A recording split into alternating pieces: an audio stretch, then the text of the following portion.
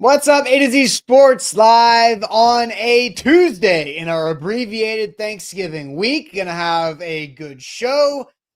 Easton took his time on some graphics this morning, which made us a little bit later to start. But hey, learning on the job, learning on the fly, just like Will Levis. Make the graphics.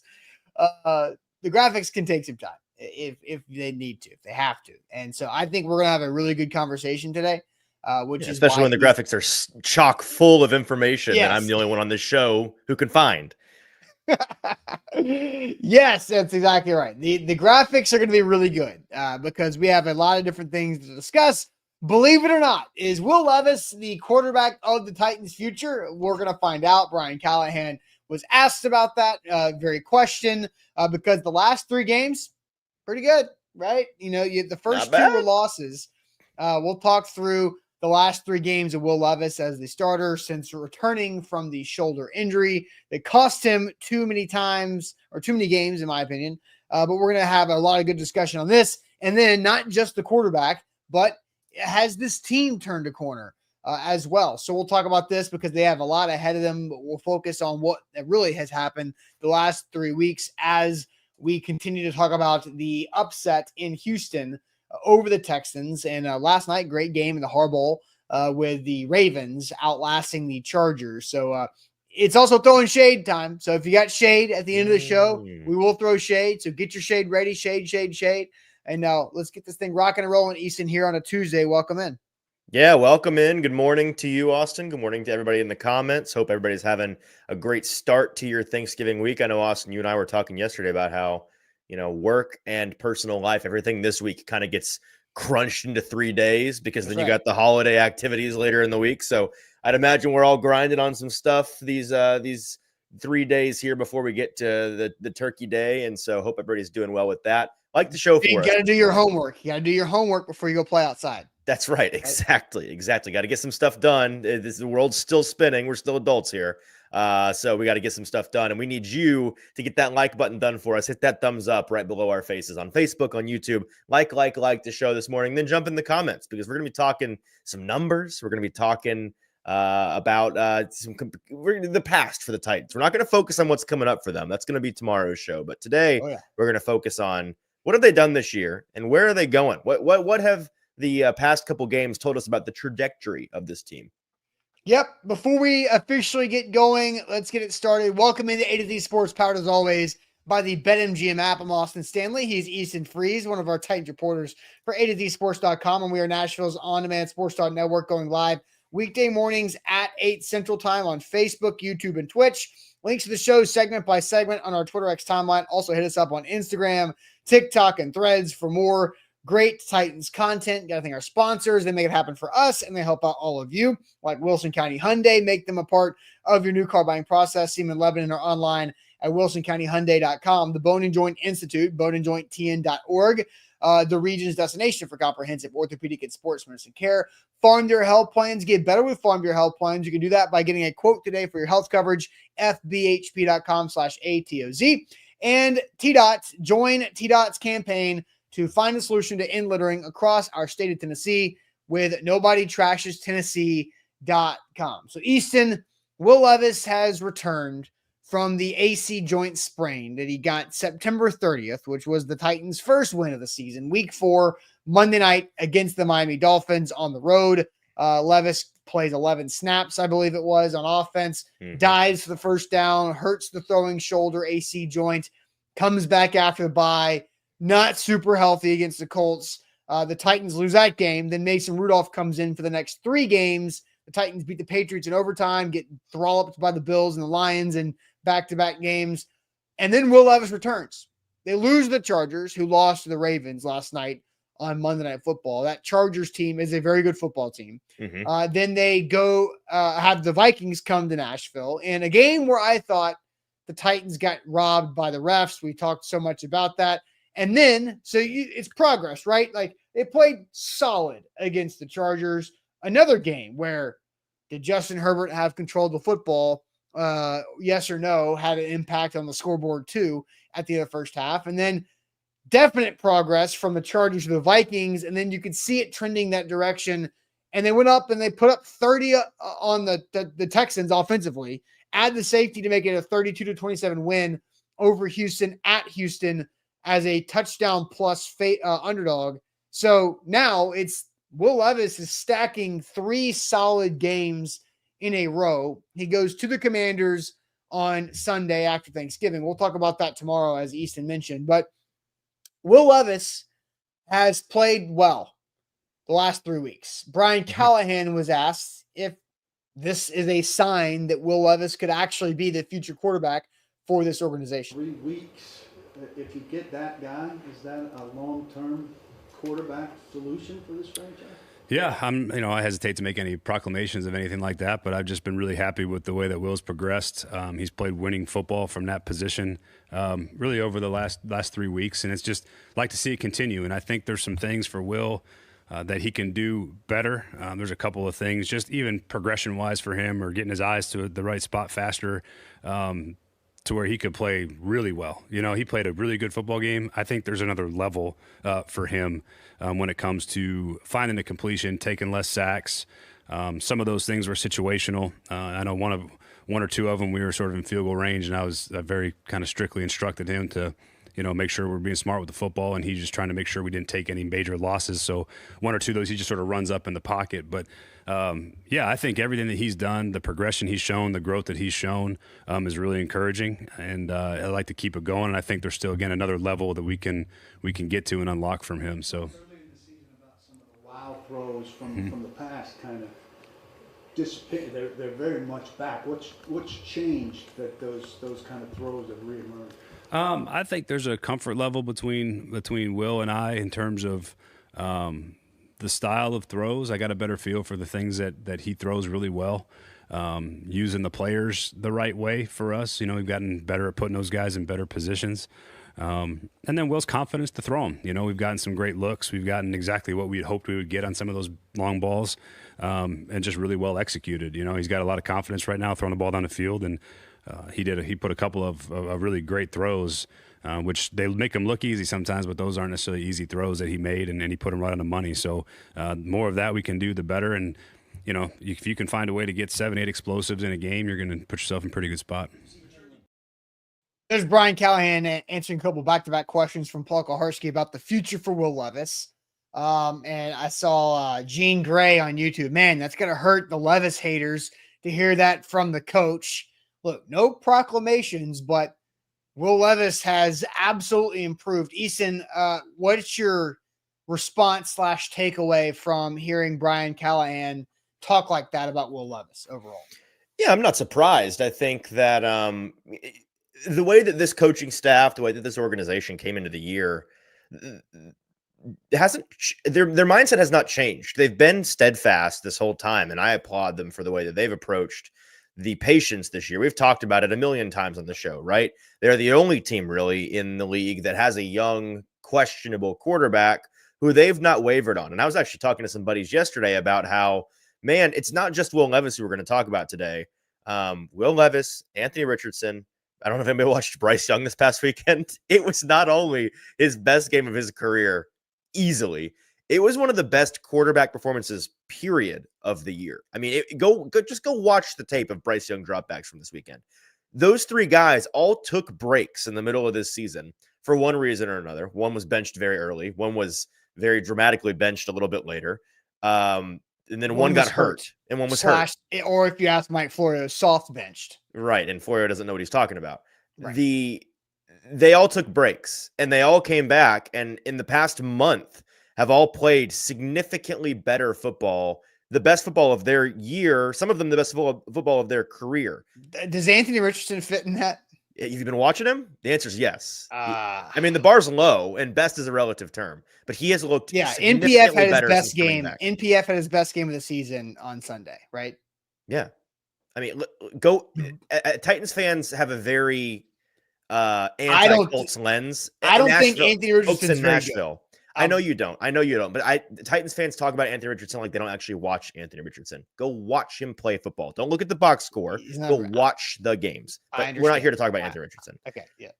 The point is, whether there's no deny. I mean, if you just look at the box score, he is still improved. So my point being, they all took breaks. They all have come back and looked better.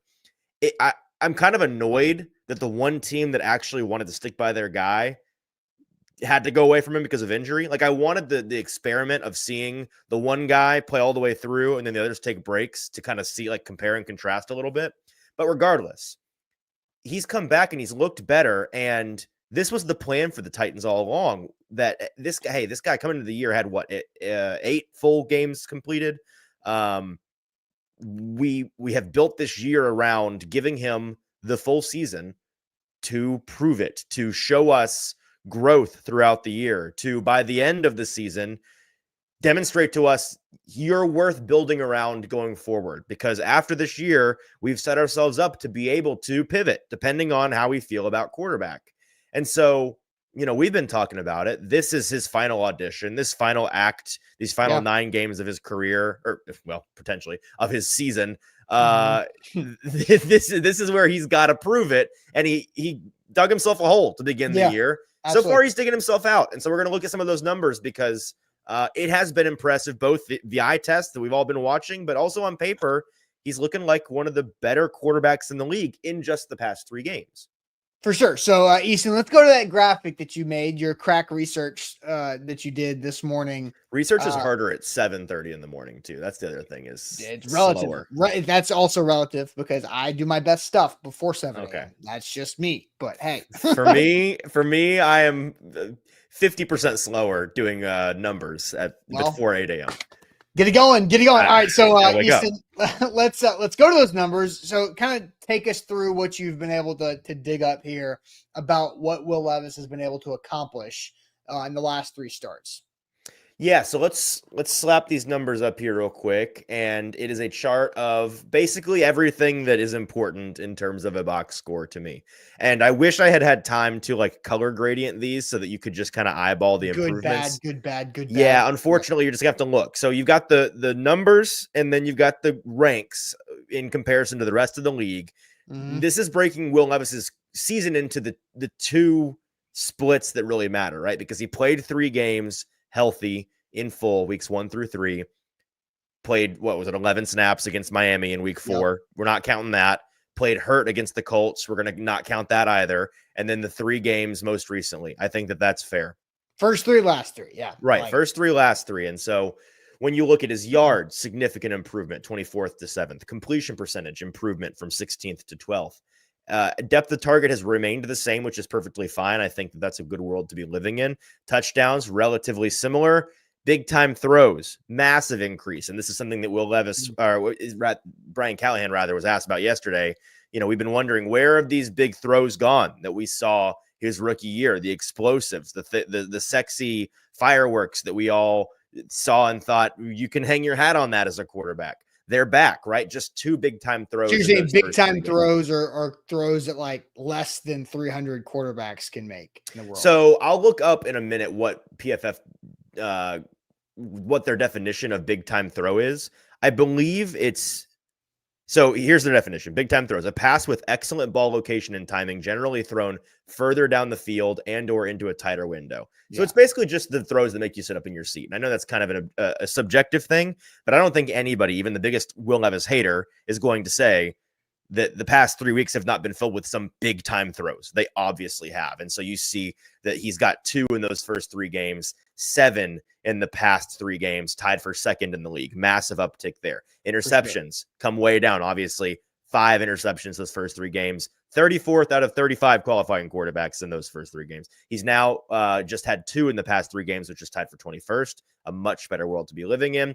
Turnover worthy plays. These are important to me because interceptions and fumbles, there's luck involved, right? Sometimes you get away with an interception that should have been one. Sometimes you throw an interception because it hits your receiver right in the hands. They pop it up and then it's a tip drill. So turnover worthy plays is just how many turnovers should you have had based on how good or bad you threw the ball. And he had 5, all 5 of his turnover worthy plays turned into interceptions in that first stretch of 3 games. So he was both bad and had no luck. That was 25th in the league. 3 turnover-worthy plays, which is tied for 19th. Not great, but an improvement. Time to throw. He is getting the ball out quicker, 22nd to 15th in the league. Quarterback rating, dramatic difference. 76.5 quarterback rating, which is 29th best in the league in those first 3 games. 109.3 in the past 3, which is 5th best in the league. Scramble rate remaining the same, 8 in the first 3, 7 in the last 3. Sacks, here is where he has not improved a lick. In fact, it's gotten worse.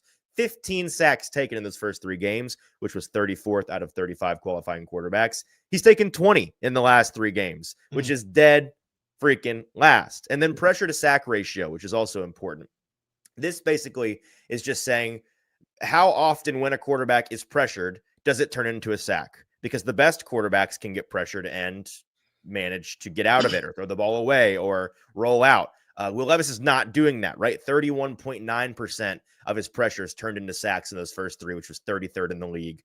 42.6% of pressures. So nearly half of the pressures he's taking right now are turning into sacks, which is dead last in the league, 35th. So I know that's a lot of information to throw at you. It is, but like I think somebody in the chat said that the fact that he has improved on all of the throwing metrics, yet he is getting sacked more, is also kind of impressive in a weird way. It's like the whole like in Anchorman, like, did you actually eat 2 whole wheels of cheese? Like I'm kind of impressed. That's kind of what that is to me.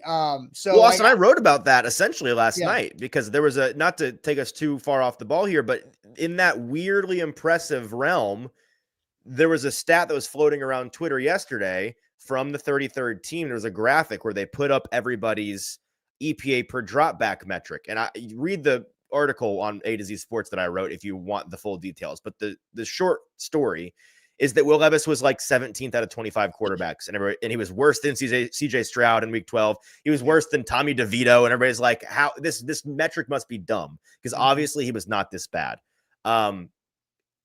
That metric is about your whole offense, not the quarterback. So it's actually a pretty misleading graphic, in my opinion.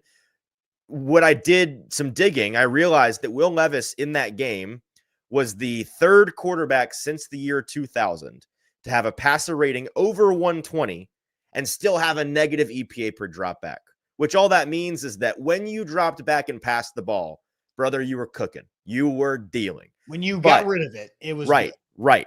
But you got sacked a jillion times. And so technically every drop back was still a net negative for your team, just barely, because the sacks were so detrimental. It's happened 3 times. All 3 of those quarterbacks won their game. So I guess it's a good path, but it's almost impossible to be that good as a pure quarterback and have a negative EPA as an offense when you drop back to pass. Yet they managed to do it.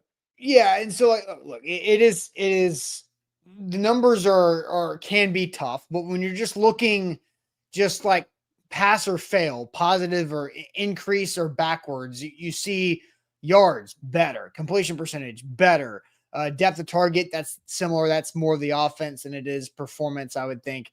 Touchdowns better. Big time throws better. Interceptions have been better. Turnover worthy plays have been better. Now, this doesn't really include the fumbles aspect of it that were plaguing him in the first 3 games as well. Right. Because he didn't just have 5 interceptions in those 3 games. He also had, I think, 3 or 4 fumbles. Some of those offensive line, some of them not.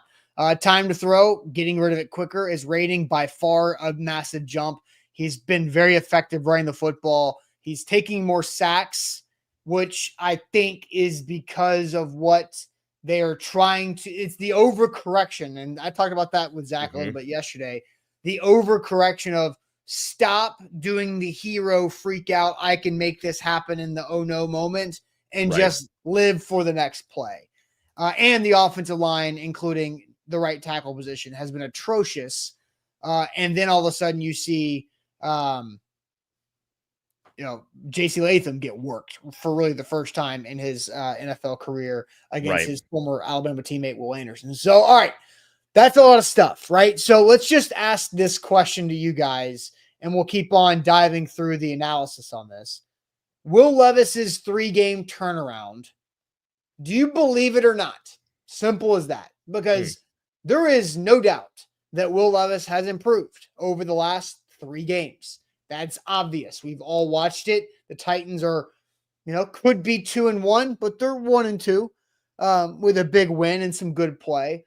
But Will Levis's 3-game turnaround, do you believe it or not? We'll get to your answers here shortly. But first, Farm Bureau Health Plans, believe it or not, they can give you a better health coverage plan and for a lower rate. FBHP.com/ATOZ is where you should turn. Farm Bureau Health Plans serving Tennessee for over 78 years. They've got 200 plus locations across the entire state, and a lot of different products. And products are important when it comes to health coverage that can fit your situation, whether you're single, maybe you're an independent contractor for a living, an entrepreneur, and you need to go out there and find the right coverage for you because you don't have a company to provide that for you. Maybe you're got a growing family. You need to find a competitive rate for that, for the extra coverage. Maybe you're empty nested. You need that next level of coverage. Farm Bureau Health Plan literally does it all for you. And you can get a quote by visiting our link today, fbhp.com/ATOZ. We're also brought to you by BetMGM, the sportsbook born in Vegas. Use our bonus code ATOZ Sports that I can find right here. When you sign up with ATOZ Sports, you can get up to $1,500 back in bonus bets. So whether you're cheering on the Titans at the stadium or at your favorite Music City sports bar, you can always get in on the action because that BetMGM app is right there in the palm of your hand. They got the best parlay selection options. You got to check out BetMGM when you bet using our bonus code ATOZ Sports, the sportsbook born in Vegas. All right, believe it or not, Will Levis's 3-game turnaround, believe it or not, Easton, I'm going to put up a YouTube poll here shortly. I also need people to like the show. So hit that like button. We need Guys, more like likes. the show. We always need more likes in the show as we have a abbreviated Thanksgiving week. Tomorrow's the last show of the week. Sam's got some content planned for later in the week because he's not doing anything but just staying at home for Thanksgiving, and everybody else is leaving him. And Chinese takeout in the apartment is his plan. He did say he's like I'm going to a friend's house, so we can all. Oh, okay, that's good. Yeah, we can all do that. So, all right, believe it or not, the 3-game turnaround for Will Levis. Easton, what are you seeing from the chat answers on Facebook, YouTube, and Twitch? Clayton says he's believing it. Chris says he'll believe it if the Titans manage to beat the Commanders. Yes, believe it. No, believe it. Corey is firmly not a believer. Ryan says he's been a believer. John, not buying it. So if you haven't figured it out, we're all over the place here. Undecided from Stevie. Still, the jury's still out for Stevie. We got some believes from Brandon and Butch. Non-believer from Curtis. IR Hoshi says, sure, why not? John says, I'm a believer. It's just all it's pretty 50-50 here in the chat. Really? Some strong takes in both directions. I mean, like you got Ken saying absolutely not. You've got Steve saying you better believe it. So we really are all over the place here, folks, buying and selling Will Levis's turnaround. I guess really the question is not whether or not he's improved, as you said, because we've seen he has gotten better in the past 3 games. The question is it indicative of him truly trending up as a quarterback, or is it just kind of a blip? You know, is it a nice 3-game stretch for a guy that is a bad quarterback, but you know, sometimes you get hot for a little bit. Yeah, and so I guess Easton, you're a believe it. Like you believe, like that's my prediction on your end. Okay? Yeah, of course. I mean, how could I not believe it if I've been pretty much buying the Levis patience train this whole time, right? It's like this is perfect for my narrative. So of course I believe it. Okay. So like I think we all agree it would be the most stubborn, ridiculous answer to say I don't believe that he's improved. We all know that he's improved, right? Right. But do you believe it of like if I tag the question a little bit deeper and say I believe that he has arrived as a legitimate starter. Right. Are you ready to do that yet? Arrived about 2025. Yeah. Believing that he can continue this, like, do you trust him? I guess is another thing. Like yesterday, Zach and I did like a how sold are you on Will Levis? And I said a 4 out of 10 because it is look, I believe the fact that he has made progress. He has improved. I believe that. I see that. But has he done it enough to really have this team buy in on him, have the city and the fan base buy in on him after he digs himself out of the massive hole? So I said it on the pregame show. Okay. That, once is an instance, twice is a coincidence, 3 times is a pattern. That's kind of my rule of thumb. I think based on the 3 games that he has played, considering the circumstances of those 3 games, because that was against 3 top 10 DVOA passing defenses, not walkover teams, not walkover teams at all. Lee G-Mans, 3 very solid games against Right. 3 top 10 defenses. That was something I wanted to bring up there. I would have a different opinion today if the past 3 games were against the Jaguars, Colts, and Patriots, right? Like I would be more hesitant. I would. But the fact that you had, and one of those games on the road, 2 of those games on the road, one of them being a road win and a massive upset. All 3 of those games, you were a big underdog. I think, like, what was the Houston game? Maybe because it was the one home game. They were a 3.5-point home dog. And then they were like 8-point dogs to the Chargers, 8.5-point dogs to the Texans. So big underdogs in all of those games. And again, top 10 DVOA passing defenses. This gauntlet. No, against the Vikings, they were a 6-point underdog. At home? Were they? Okay. Yeah. All right. Well, so there you go. Not expected to compete in any of these games. And they were more competitive in all 3, in my opinion, than I think folks were expecting. And one, obviously, they won the game outright. So since I've seen it 3 times in a row against 3 really quality opponents, I am willing to say he has arrived as a starting quarterback in the NFL. Now, I'll parse that by saying, like, how good of a starting quarterback? Because there are 32 starting quarterbacks in the NFL. I think certain guys can prove themselves to be clear starters and also clearly below average starters. So the question then becomes, okay, are you an above average starter in the NFL? And I think right now I'm only willing to say, based on 3 games, that he has arrived as a average-ish quarterback. Like, I'm confident in saying the rest of his career, Will Levis is capable of being a middle-of-the-road guy. But I feel that way about certain guys that we see as, like, more bridge quarterbacks than true starters. Not because they can't be starters. Like, Jacoby Brissett, for a lot of his career, could be a starting quarterback. But because teams are trying to win a Super Bowl, you don't stick around with guys like that all that long because you're looking for a top 10 guy. So I'm not there. I'm not to Will Levis as the 12th best quarterback in the league yet. He's played that well the past 3 games. Absolutely. He's played like a top 10 quarterback the last 3 games, in my opinion. But really, you think it's been that good? I think the last 3 games, he's been the 10th or 11th best quarterback in the league. Yeah. Now, does that say a lot about just the quarterback play across the league? A little bit too. I mean, that's part of it. Because the quarterback play has been like shaky, inconsistent. It's been an inconsistent year. Yeah, but we're seeing some guys play some really good ball. So I think that if I were to sit here and I'm not going to, but if I were to sit here and list out the 10 guys in front of him, I think we'd all be like, I mean, yeah, that's really good company because these aren't. It's not like these are slobs that are in that range with him. So.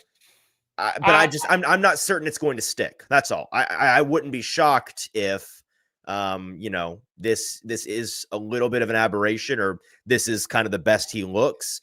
I don't think it's going to be. If I had to bet today, I think it's going to be. I think the Titans have a chance to kind of explode offensively because they're about to get some cupcake passing defenses as compared to what they've played the last 6 weeks. So that's where my mind is. But if you had made me stake my claim on something today that I was willing to just tie myself to, put the mortgage on, I'd say that he's proven himself to be a starter. I would not go any further than that. All right. So people are now like, oh, yeah. I mean, the stats show the last I wasn't trying to question Easton's opinion. I was trying to make sure that I was fully clear on what he was stating. Sure. Just so, because where did our guy Willie Jeans, the Mayo Levis parody account, show me 10 QBs statistically better than Levis the last 2 weeks? Like, chill out, dude. Like, come on. I can probably show you exactly 10.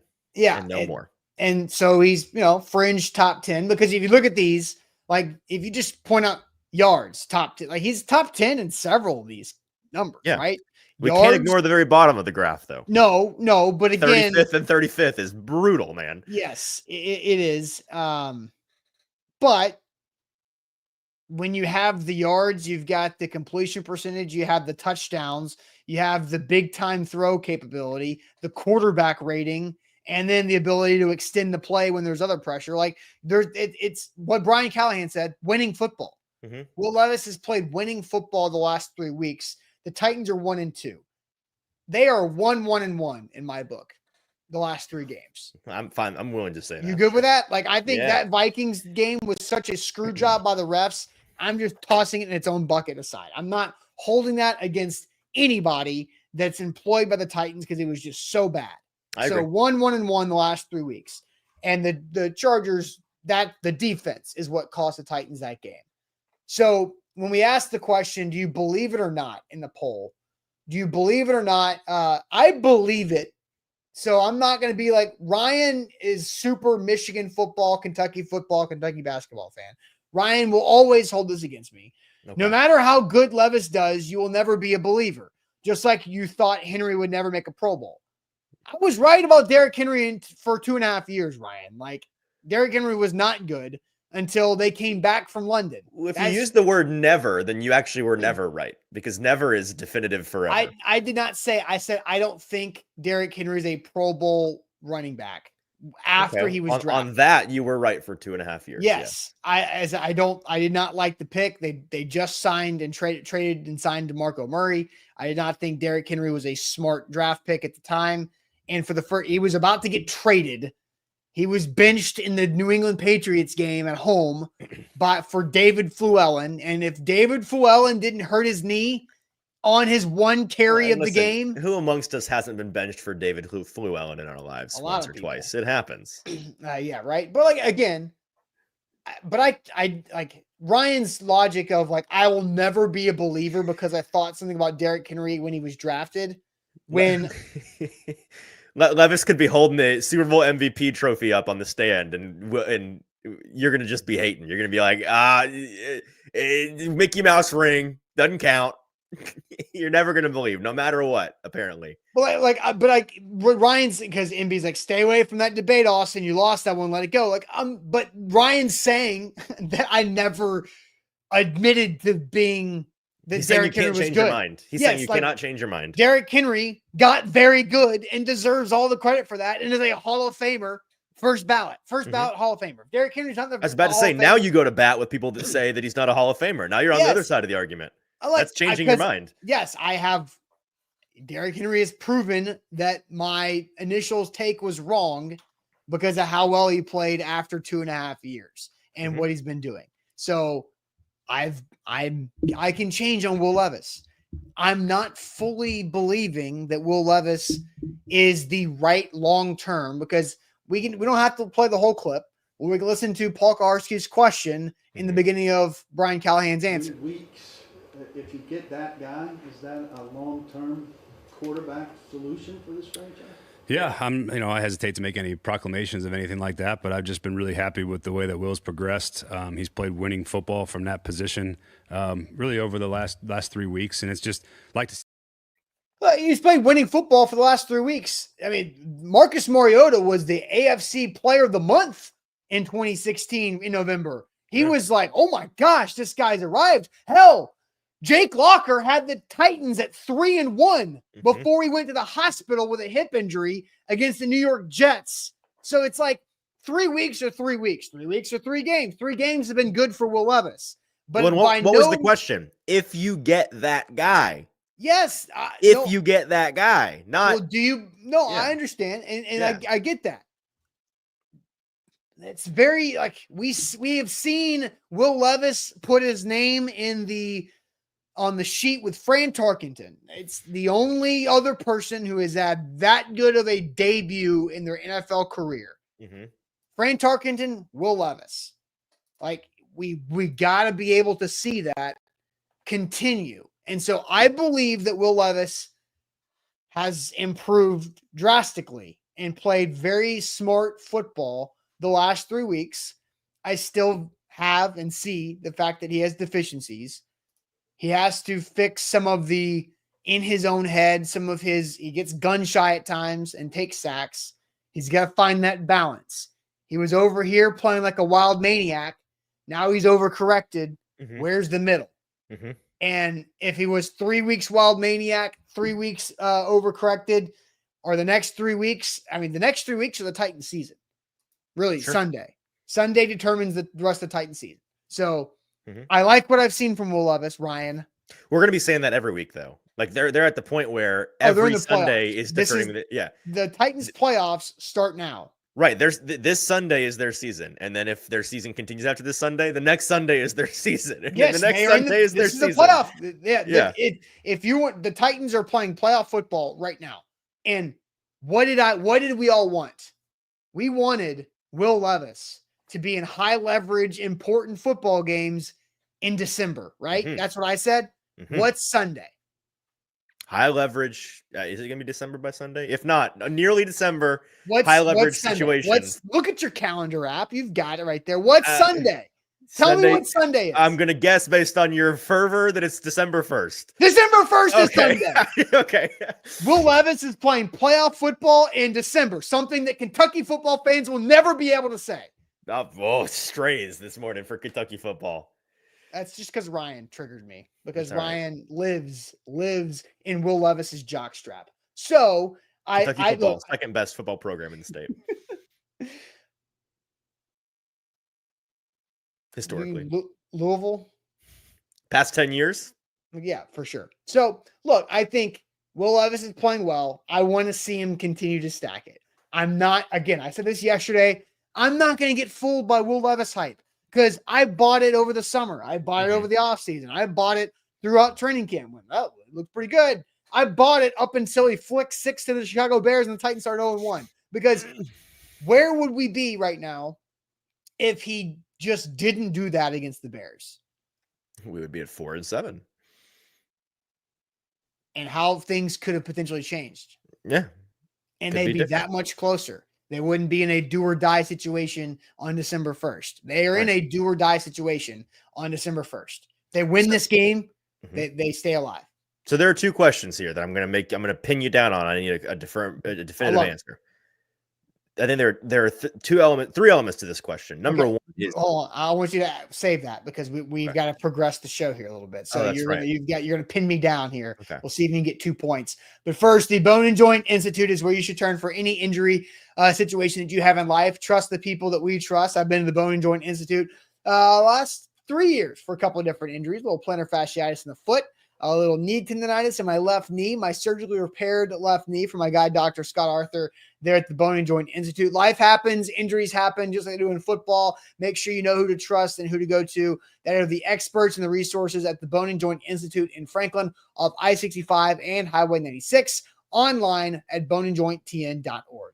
We're also brought to you by BetMGM, the sportsbook born in Vegas. Use our bonus code ATOZ Sports when you sign up today to get up to $1,500 back in bonus bets. Austin, once again, Titans big home dogs this weekend against the Commanders. Last I checked, 5.5 point home dog.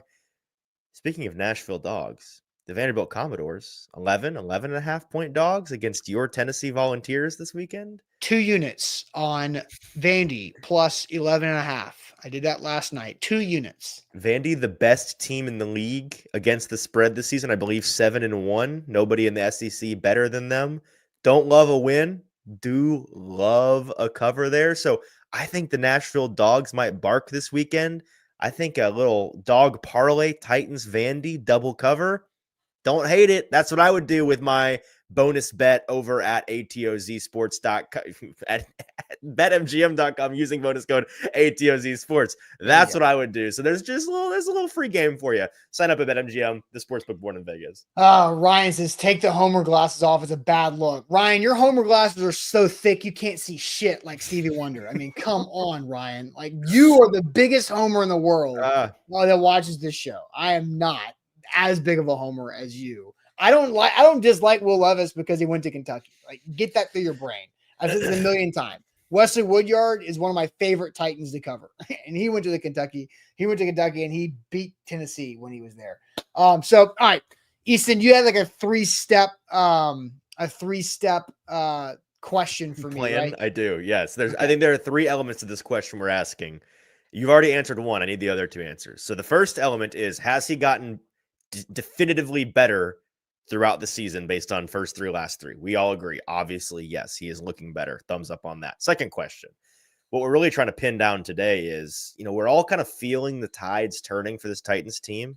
Or I think we all feel that the tides might be turning. Maybe that's the way to say it. We're all wondering, Is this the turning point for this team? And so on the question of Will Levis, we're trying to figure out, is he doing this or is he doing this? Is it just a bump? Is it a bump in the progress road for him? So, Austin, do you think that the last 3 games are more indicative of him trending upwards, or do you think it's just a nice 3-game stretch that we'll look back on and say that was kind of the best he had to offer?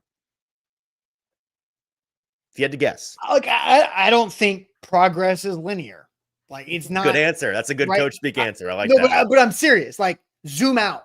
Yeah. You know, like if you're talking finances, if you're talking about stock market, like you're going to go up and down, zoom out and see what the big picture is over time. Because if you zoom out on Will Levis, he might look guaranteed he's going to have a worse game than he played against the Texans. He is not going to continue to stack in the top right direction. He is going to come down at some point. That doesn't mean, oh, he sucks again. No, he threw a pick 6 and was able to overcome it and was able to play clean football after that to win the game. So he is trending upwards. Absolutely. I do think he will continue to get better as a big picture. He will have bad games and he will have good games. But I think overall, he is probably done having his progressometer. It's bad. It's so bad. Why are we doing this? Bench him now. It's this bad. I think he is done with those type of games. Okay. So to further pin you down on this, they got 6 games left. Yeah. Do you think, based on the progress you've seen, that his performance in the last 3 games is the best we're going to see of him this year? No. Okay. Is how much of that has to do with your belief that he's getting better, and how much of it has to do with our understanding that the opponents get easier? Yes. Okay. All right, cool. Good answer. Third and final element here. Because the schedule is, I mean, like we said, the 3 top 10 defenses 3 weeks in a row. Right. Jags are not a top 10 defense. Not close, actually. Twice. Bottom 10 defense, in fact. Yeah. Third element to this question. Okay. Is what you asked me. The last 3 games make you say what about Will Levis? And this is kind of a progressometer question, I suppose. But you asked me, are you willing to definitively say he is a starter in the NFL based on the last 3 games? What are you willing to say definitively? Put your mortgage on it based on the last 3 games, or are you not willing to say anything about Will Levis based on the last 3 games? Somebody had it. Let me see if I think I favored it. DeMario, I thought nailed it. 3 games shouldn't change your mind, but it should get your attention. Right. And I don't think it's changed either of their minds, actually, to be fair. It has not changed my mind big picture long term. Where I've been on Levis this whole season has been a believer, and you've been not in the believer. Yeah, I don't think I think his ceiling is too low. I think his variables are too wide. There might not be as wide as we've talked about. Narrowing. Yeah. So maybe the answer is that you're not willing to say anything definitively. Yeah, I mean, like I think he is tracking to be the quarterback in 2025. I agree. I think opportunity cost has a big part in that, though. I think I think if let's say the Titans were in the Bears situation where, it didn't matter what they did, the Bears last year, whereas like they can win whatever they want. They have the Panthers pick. They're going to be picking number 1 overall. If the Titans just had the number 1 overall pick and had their pick of whoever their favorite quarterback in this draft class is, I'm not sure it would be so cut and dry.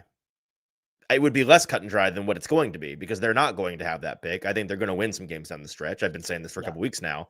I think their hand's going to be kind of forced. Now, it's going to be partially their hand is forced, and partially, I think, based on the end of the year, genuine intrigue in what Will Levis could do in year 3, in year 2 in the system.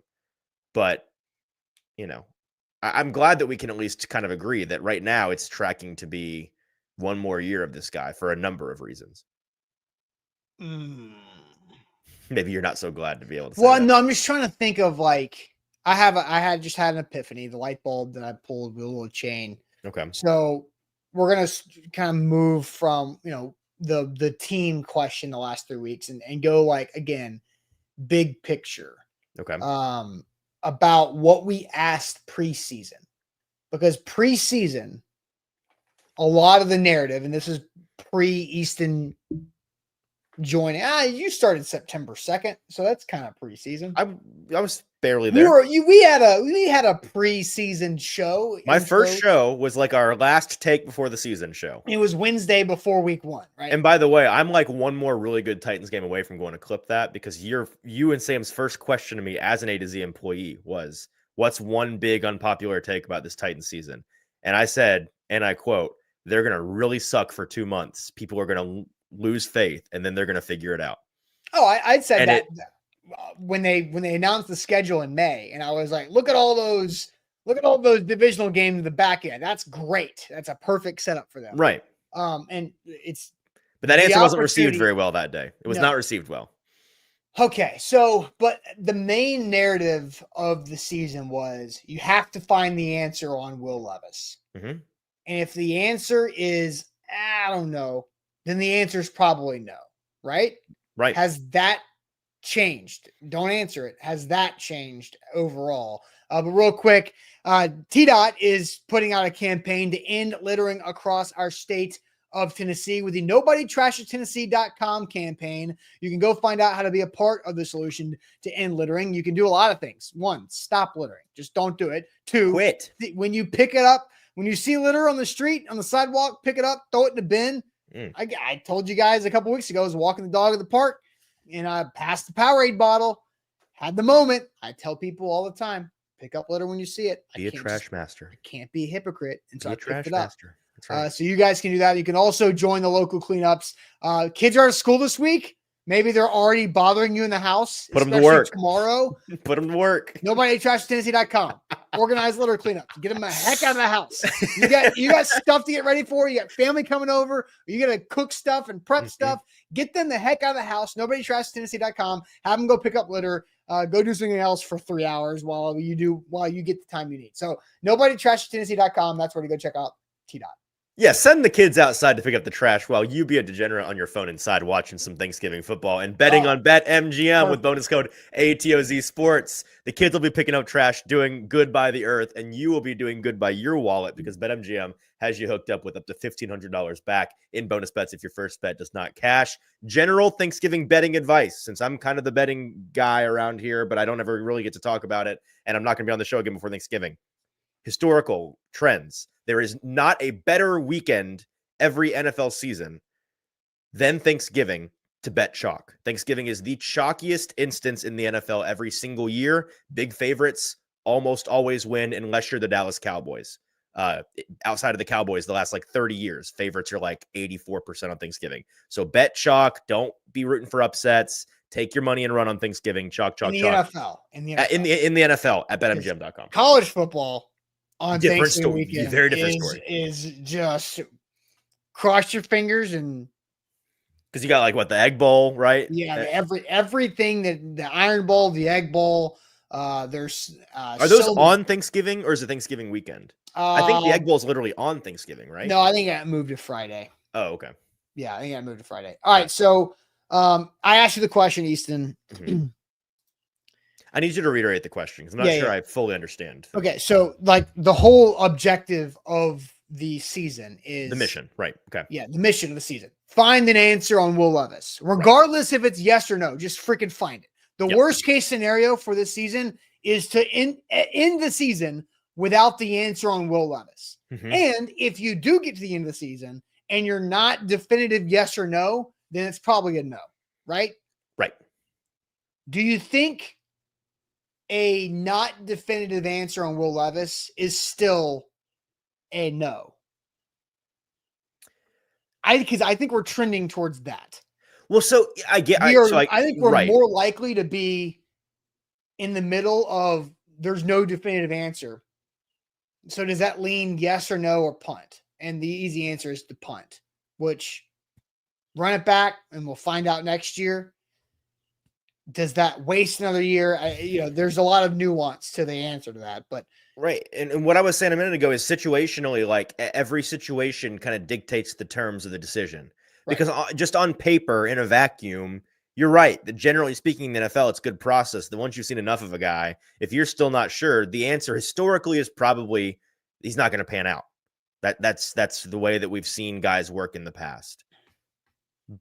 But if you don't have a suitable alternative, and the question is still up in the air, your best path may not be a great path, but it may be your best path to keep chugging along with that guy, because making a change is going to set you up even more poorly. And I also think it matters the direction you're trending in, right? Because you can have no answer, because Will Levis literally every other week just spastic in the way that really great, really bad, really great, really bad. But if throughout the course of the season, which is how he's trending right now, it starts off really rough, and in hindsight, you're like, man, new system, a lot of expectations, doing too much, leaning into his bad tendencies, and then you finish the season really strong, you may not be willing to say definitively franchise guy, right? I think if Will Levis plays the way he played in Houston the next 6 games, I'm still not going to say definitively franchise guy. I don't think, unless, I mean, he needs to turn into like prime Josh Allen the next 6 games for me to be certain on a 6-game sample size that he's the guy. Well, there's nothing that Will Levis is going to be able to do the rest of this season to earn a new contract. Like it's just not feasible, right? You need to win out, make the playoffs, win the Super Bowl. Okay. There's nothing. That's the only path. What if he goes to the AFC Championship game? How about that? Okay. I mean, like, no, but again, like, that's just not win out, go lose to Patrick Mahomes. Okay, maybe I'm giving you another. Win 10 games in a row without the ability to lose. Like, win 10 do or die. And like, you Will Levis win. Don't just like be there. Like, Will Levis do things to win. Yeah. So, all right. Stop the Josh Allen comps, please, says Curtis. No, I named one of the best quarterbacks. I'm not comparing. I'll say Patrick Mahomes next time to not hurt your feelings, Curtis. So I'm not saying he's Josh Allen. NB says it doesn't waste a year because the QBs coming out are better in 2026 regardless. Joey says, I think you continue to build the roster, and if he doesn't work in 2025, you have a way better options in the draft than you do this year. But I think what Joey and what NB are saying about, I think a lot of our decisions are probably because most people soured on the quarterbacks in college this year that are coming out because it's been such a wacky, chaotic college football season. There is no clean prospect. Right. They're also they're also just bad at football. So yes, but they've been exposed by ugly moments because college football has been very ugly and beautiful at the same time. There's usually a candidate that's like really questionable, but people don't see it because they're in just such a sterling situation, like Mac Jones and Bama, where it's like, oh, this situation's just, they look so great every week. But like, nobody's in a great situation, so they're all getting exposed. Cam Ward lost to freaking Georgia Tech, and then you've got like Shadur that lost to Kansas again. And which Kansas has had 3 massive upsets in a row. I had to say giant killers, Kansas this month. Yeah, and then you've got Carson Beck, who's looked like a potato a few times, and then but again, Quinn Ewers can't move at all, and so like everybody's just like, ugh. Dylan Gabriel has Dylan Gabriel. If I continue, the Dylan Gabriel leads the country in red zone interceptions thrown. How about that? Bet you didn't. How about a little Drew Aller talk? Drew Aller, Penn State can't score touchdowns. here's a way too early. Jalen Milroe got waxed against Oklahoma. Like way too early draft take for you. A lot of smart people in March will be saying Drew Aller, quarterback 2 in this class. Write that down. Because he has not had the embarrassing Jalen Milroe, Carson Beck, Cam Ward, Shedeur Sanders. There's a handful of reasons. He's also just got some intriguing traits. Just in the back of your head for a later. No, I would not. Oh, Jackson Dart, forgot him. I forgot about his moment. Right? So there is no clean prospect, so it makes Will Levis look more doable. But then there's the whole thing of like, okay, you build the roster again. Now you put yourself in a spot where you can't reach the quarterback in 2026. So you have to do something really ballsy, like what the Chiefs did and what the Texans did to go get Mahomes and Deshaun Watson in 2017. And that is a big time move. Jabri asking, so are we downplaying the quarterbacks available in college to pick up Will Levis? No, they're just bad. Objectively, it has nothing to do with Will Levis. But I just think they all go in a blender, and this is the smoothie we're drinking. Yes. Yeah. So to definitively answer your question, is it still the nightmare scenario we thought it was to begin the year? If you get to the end of the year and you don't have an answer, because that's what we were saying, is like worst case is you don't have an answer at the end of the year. I still think it is the worst case, but how you get there is important to me. And so if he is definitively trending up the full season straight up and you end the season at a crescendo, I feel a lot better than if in the next 6 games, he has a couple games like he did at the beginning of the year. And it's like, oh God, oh no, Will Levis, what are you doing? Then that's nightmare. That is nightmare. Yeah. And the thing about Drew Aller is, if you want to go back to ask some Drew Aller comments, Okay. What quarterback comes from James Franklin and is any type of like coached up? I know. Penn State is a garbage can franchise because it's that conversation every year. We don't have it with quarterbacks because luckily they don't have many good quarterbacks. But every single year we're talking about, man, there's this twitched up freak at Penn State at edge. He's awesome, but there's never been a good edge come out of Penn State because their system blows and they don't teach the guys how to play football. This year they've got some. Micah Parsons. They got some tasty. That's right. Good point. He broke the trend. He broke the trend. But other than him, you can go back every single year. There's an awesome Penn State prospect people love because of his traits, but he comes in the NFL and doesn't know how to play football. And Jake is correct. The Titans already have a James Franklin quarterback. Oh God, you're right. That's true. I wonder what Will's opinion is on James Franklin. Glad I got out of it. No kidding. Okay, any other thoughts? Because Karen asked me a question. I got to go back because Karen says, "What did the poll show?" Because we put up the poll on YouTube. Will Levis's 3-game turnaround as Titans QB? Believe it or not? Easton, do you want to predict the poll results? What were the options? Believe yes it or no? Or not? Oh, okay, cool. Believe it, not. Got it. I'll say that believe it won with a 58% count. Man, you do not believe in this audience at all. I don't. No, I have low expectations for people in general. Yes. 76% believe it. Wow. I mean, listen, the chat here was pretty 50-50, so that's what I was basing it on. YouTube tends to be rosier on the Titans than the chat does. Facebook is an interesting place. Right. So here's the interesting thing. For the majority of the poll, it was in the 80s, believe it. Oh. And more people came in late with the knots. The haters are waking up. The haters were slower today. So right. Anyway, so that's the poll. All right. Are you ready to go ahead and get some shade? We're coming up on an hour on the show, and I know we've all got things to do as we're squeezing 5 days into 3 days this Thanksgiving week. So if you have shade, throw it. Throwing shade here on this Tuesday to wrap up the show. Here we go. Get it ready.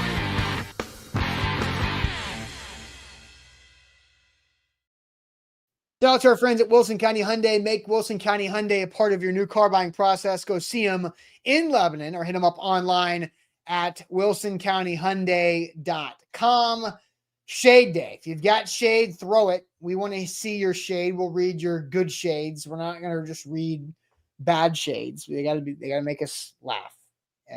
We want shades though. Like I want to see a lot of shades in the comments here. I know you guys are upset about some things on this Thanksgiving week. We're about to have to be thankful for things. So get all the hate out now for us. All right. I'm going to start my shade as we allow more shades to flow in the chat. Go ahead.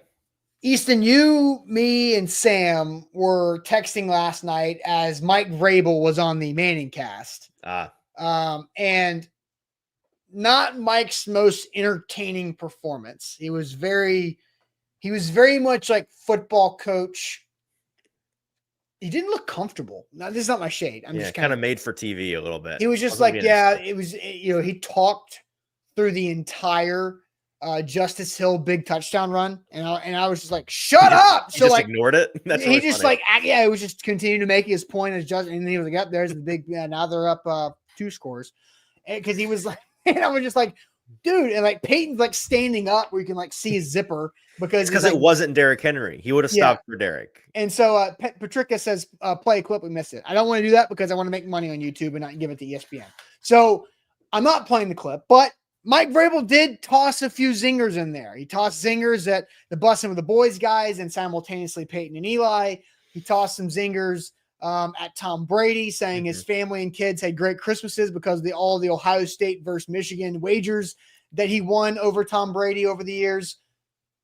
But his best zinger came at the expense of Urban Meyer, his former boss. I'm not throwing shade at Mike Vrabel for throwing a zinger at Urban Meyer. I'm throwing shade at all the publications who thought Mike Vrabel was serious because Owen Wilson with his brother Luke Wilson went on the Manning cast with Peyton and Eli for the Hardball Bowl so he had 3 sets of brothers, right? They did the whole bit there. But Owen Wilson told a story that Urban Meyer was his coach for a charity flag football game. And Owen Wilson went up to Urban Meyer and Urban Meyer was like, "Who are you?" And Owen's like, Owen Wilson. He's like, "I'm Owen. I'm on your team." Like Urban was coaching his team and Urban didn't know who he was. So Mike Vrabel tells a joke, just very matter of fact, and says, "Yeah, when I was the head coach of Jacksonville, I walked up to Urban and Urban said, 'Who are you?' And he said, 'I'm the coach of the Titans and I coached for you for 2 years at Ohio State.'" Ha ha ha ha ha ha. Make fun of Urban Meyer. It's great. We all love making fun of Urban Meyer. Absolutely. But I saw USA Today. I saw ESPN and so many other outlets like local news, ABC affiliate here and there picked it up as if the story was true. Right. And I'm like, are you guys not with it? Like he was obviously joking. I'm not surprised one bit. Urban Meyer knows who Mike Vrabel is. Mike Vrabel was employed by Urban Meyer. There are rumors of an altercation being the reason why Mike Vrabel left Ohio State to go to the Texans. Like Urban Meyer knows who Mike Vrabel is. Like they coached against each other like 3 years ago. So Mike Vrabel was completely joking, yet outlets all over the country thought he was serious. Like, are you guys that dumb, that gullible? That is my shade today. Good shade. I'm not surprised at all that people, because listen, this is Urban Meyer, who famously, as the coach of the Jacksonville Jaguars, legitimately did not know who Aaron Donald was the week that he had to play him. He was like, who's number 93 there on the, whatever. I don't know what number he wore. 99. Who's number 93? Who's number 99? Number Aaron Donald I don't pay attention to numbers with players. I know they're identified. I know them by their names on the back of the jersey. I don't really, that's not the the my brain numbers works. Like 8 times bigger than the name on the back of the jersey. Right. The number is also on the front of the jersey and most times on the shoulders. I know the names of the players and what position they play. I don't need to know what number they are. But he would be like number 99 on the screen there. Who's that? And his assistant coaches had to be like, that's Aaron Donald. He's been the best defensive player in the NFL. Urban Meyer's an idiot for many years. But he knows who Mike Vrabel is. I know, but Mike presented it in his very dry humor way that if you had not listened to the Luke and Owen Wilson portion of the interview, you wouldn't know the bit. You know? Mike set up the joke by saying, "Yeah, I was watching you guys with Owen Wilson. Okay, I can relate," and joked. Like, I can't believe people thought he was serious. Especially like I will buy some Ohio State ABC local news affiliate buying that. Something like that. I can understand how they messed that up. But I got an ESPN app notification that Mike Vrabel tells a story about Urban Meyer to make Peyton and Eli laugh. I'm like, that was a joke. That wasn't a story. That was a joke. And nobody got it. Well, as Tornado Freak says, media largely dumb. True. Wow. People giving me a hard time for the numbers thing. It's not the way my brain works. It is weird. My brain does not store number information because I don't think it's important. And now Nick is asking, does Easton know what college players went to? That could be a new game. Like pre-2020, the answer, unless it's a very big player, no. Only the drafts that Easton has paid. I was about to say, post-2020, you could name the most fringe player. I could probably tell you where they went to school. That is one of my superpowers. Which is great. I'm happy for you. My superpower has gotten weaker over the last couple of years, but that is one of my superpowers. Is knowing schools. Knowing where guys went to college. What was I? Oh, other shade. Speaking of what you brought up, this is side shade organic side shade. I cannot stand when universities, colleges think they are so freaking prestigious. They do not put the players' names on the back of their jerseys. Ooh. Talking to you, Notre Dame, Yeah. Dumb as hell. Dumb. Put it on there. It's not about what they did when Rudy The was service there. Or academies. all, like, Yeah. screw that. I want to know who that guy is. Right. I don't know your roster. I don't have the printout roster. I'm not looking it up on my phone. I want to know who the hell that guy is. We're so not I know- individuals here. Yeah, We're one team. one heartbeat. Shut Screw up. that. Tell me What's who the his guy is. freaking name? Put it on the back of the jersey. Everybody else does it. Dumb. Who cares? Notre Very Dame. dumb. I think USC doesn't do it. Penn State sometimes doesn't. The service I can't academies don't do think- it, right? I don't think the service academies. Service academies, it's fine because they're chess pieces. They're literally like football chess pieces because they're I running get triple that. options and And I understand it a little bit more from the service academy standpoint. It still ticks me off. But Put like the name on Notre the back of the Dame, jersey. get out of here. Penn State, put it on the back of the jersey. Like Yeah. USC, it's those three, I think, that think they're so uppity and all high and mighty. Like, no, screw you. We just want to know who you are, or don't, because I don't give a damn, because you shouldn't be playing where you're at. You know what? Hot take, take the numbers off. Just make the name real big, and then Easton will be happy. Okay, my shade. Actually, let's read some of the shades from the chat here, because they're going off, and then I'll share my shade and we can get out of here. There's also shade on Easton not knowing Aaron Donald's number. I don't know anyone's number. I know the Titans players' numbers because I'm around them every day. But other than Okay, that, what number's I know Mike Evans? Mike Evans. Random. He's the first guy. Number. Mike Evans. Mike Evans in the Buccaneers. Mike Evans. Yeah, where else has he played? Not freaking Texas A&M Mike Evans. No, I didn't know. I thought we were talking about Titans players, and I'm like a fringe. What number does Mike Evans wear? No idea. No, you 10? have no clue. 10? I don't know. 13.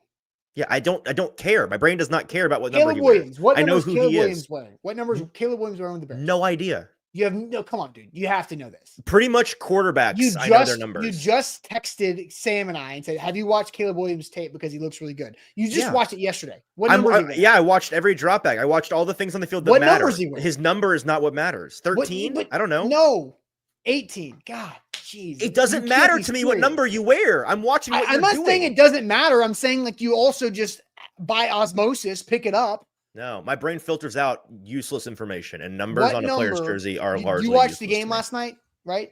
Yeah. What number is Christian Fulton currently wearing for the Chargers? Zero clue. Total guess. I couldn't tell you what Christian Fulton wore when he was with the Titans. I just knew he's Christian Fulton. You couldn't. You don't remember. I know what he looks like. I'd see him and I'd say, "There's Christian." You don't remember what number he wore last year for the previous 4 years that did the Titans? No. I have to learn 90 new guys' numbers every year. The previous no, you years, don't. Most of the time they keep the same number. Yeah, I don't care about numbers. It's not the way my brain works. I can tell you what number You're Derrick Henry such an wears. Analytics guy. I can tell you what number. Said I don't care about numbers. I could tell you what number Mike Brown wears. I could tell you what number Tart wore. I could tell you what number. I could tell you what number Tavondre Sweat is currently wearing. I could, You're the only person like. I could tell you what Ryan Tannehill wore. I could tell you what Tom Brady wore because he puts it in his all the branding. What number did Michael Jordan wear with the Bulls?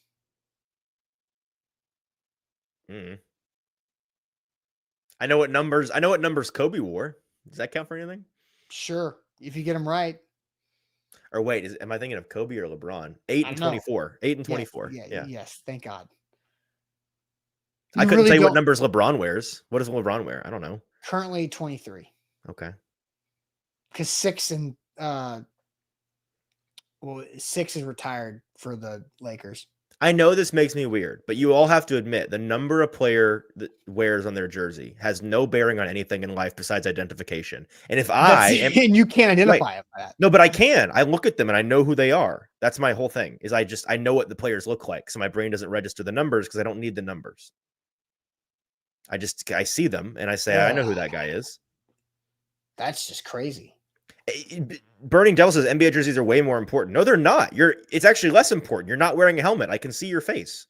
Yeah, but but you also know in football, at least I get why the numbers are there. Referees announce the numbers on penalties, though, right? So you have to at least know that. I watched the play, so I know who committed the penalty. Not all the time. Not all the time. That's true. This is blowing for non-Titans games. Sometimes that makes it hard for me. Sometimes I don't understand.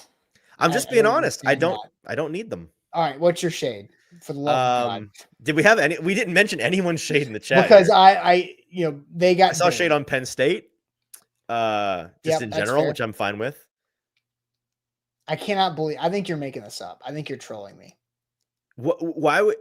why would I intentionally make myself look worse? So Okay, you this is can not laugh, this is so not a you'll good laugh look at for it me. later. So you'll laugh at it later. This is not a good look for me, I don't think, because people are upset No, that I it's don't know not. numbers. It's very strange. You're the only person in the world who is a super analytics guy and doesn't know jersey numbers. Those two things don't go together. Your numbers, the number you wear is not analytics. It's just the number you wear, and But guys are changing. you should. I pick know, up and on here's the numbers. thing: I know generally like what your position is supposed to wear. Like I know the range of, like I know what linebackers wear. I know what linemen. Well, that wear. doesn't matter So anymore because they changed the rules. it's true. That's making it harder on me. But that's so when the referee announces the penalty and the number, I know like, oh, it was the lineman. Oh, it was the linebacker. Crazy.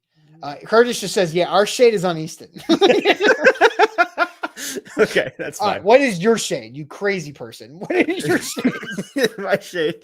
my shade is so much less interesting than all of this. My shade is just that we've killed Black Friday, and like the reverence for the holiday doesn't exist anymore. And now Black Friday, It's not a holiday though. the reverence for the day. I mean, in America, the consumerism day of the year is absolutely a holiday. First of all, how dare you? Second of all, the NFL is branding their Black Friday game as a holiday game. So, third of all, Black Friday used to be like an event. You know, it used to be like get up 5 a.m., wait outside Target. Like it used to be a sport. And now Black Friday is you get Black Friday deals the Monday before Black Friday on Amazon, and you can do it in your lazy boy at home. And actually, it's more than just a week. It used to be like Black Friday was the day. And then a couple of years ago, Black Friday became, actually, it's the weekend. We're going to extend the sales into Saturday and Sunday. And then it became actually on Amazon, you were going to do Black Friday week, just all week long. And then sorry. No, I was going to say, then it became the whole month. Then it became until Christmas. Like last year, I was out doing some last minute Christmas shopping on like December 20th or something. It was a month past Black Friday. And I remember shopping on Black Friday for a thing. I passed by that thing in the store. It's still the Black Friday price. It's Black Friday prices are now just the holiday price. You're not actually getting a deal on Black Friday anymore. You're not. It's just the holiday price. Yeah, look, I'm so glad that nobody has to train for Black Friday anymore. Like, you don't have to okay, I gotta make my. I missed the videos of getting run over running into the store. That was my ish, man. I liked those compilations. But you didn't do that. You just consumed the crazy videos. Exactly. Yes. But also Cyber Monday, right? Cyber Monday was the Monday following Black Friday. Right. It's just cyber sales. Also dead. Yes. Also dead.